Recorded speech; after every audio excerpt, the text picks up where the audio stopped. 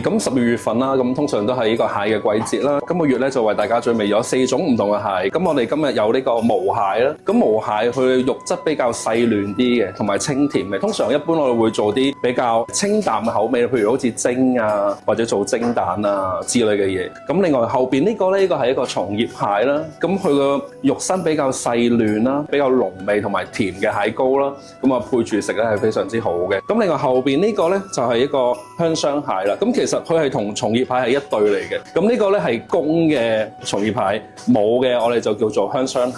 咁點解會叫做香雙蟹咧？香雙蟹裏邊咧佢係滿膏嘅，全部都膏喺裏邊嘅。咁你呢個咧就係食膏嘅蟹嚟㗎啦。咁呢個咧就係一個帝王蟹啦。咁帝王蟹肉質比較緊緻啲啦，同埋飽滿啲嘅。咁啊通常我都會做呢個天婦羅啊，或者做呢個燒烤嘅為主嘅。